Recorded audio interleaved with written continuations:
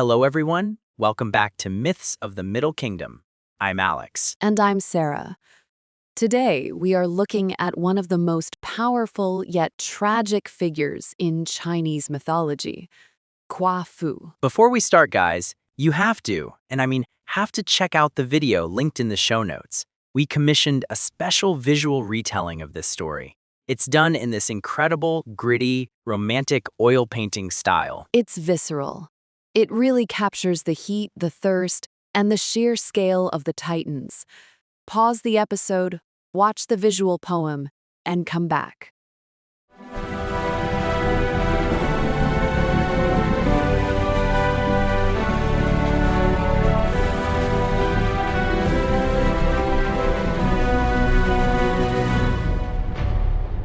Gather round the fire, watch the embers glow. I'll sing a song of East from times of long ago, when the earth was young and legends used to grow. Listen to the harp, let the ancient story flow. Behold the Kuafu, muscle and bone. Seen people suffer on the burning stone. Taming beasts, he stands alone. I shall cats creates a fearless tone. He ran for salvation, not for empty fame. Chasing golden chariot, entering the game. Westwards and ever westwards, putting wind to shame. Thunder in his stride, fuel to the flame. But the sun's merciless, a god without a heart. Burning thirst consumed him, tearing him apart. Drank the yellow river right from the start. Yet the fire within him would never depart. Just before the great swamp, his heart ceased to beat. The Titan finally fell, but not in defeat. Dying of exhaustion in the scorching heat, reaching for the light that he could never meet. Death is not the end, hear the music rise. His staff strap strikes the ground under open skies. Blooming into peaches, a forest for the wise. Blushing into peaches, a forest for the wise. A shady sanctuary where the hero lies. Raise a glass to Kuafu under starry height. For he taught us courage in the darkest night. To chase the burning sun is the brightest light.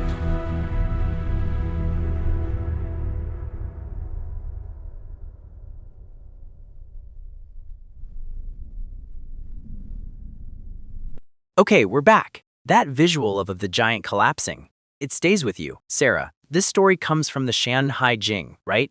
The classic of mountains and seas. Exactly.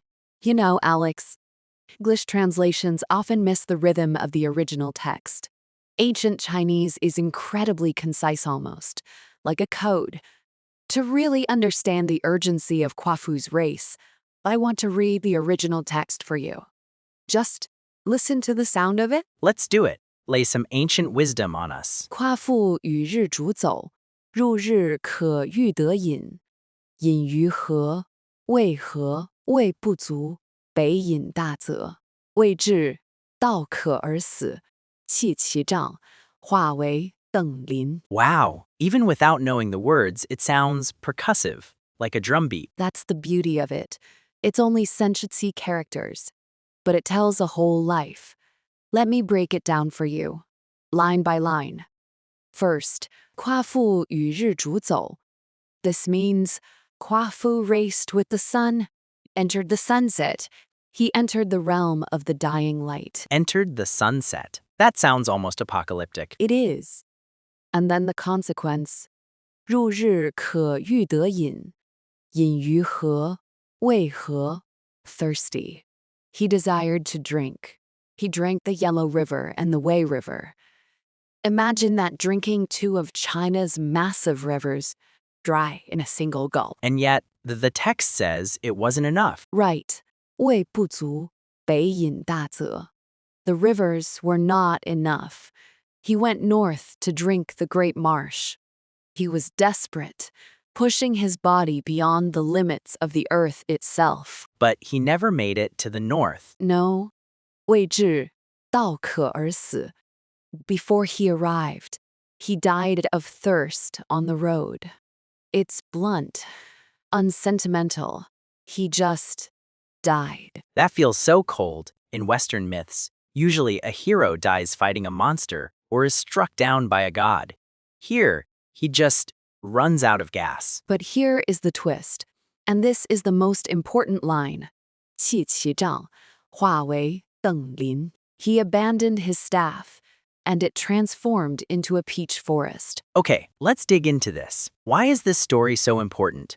To a modern ear, Kuafu looks like a guy who didn't know his limits. Why do Chinese people revere him? This touches on a core difference in philosophy.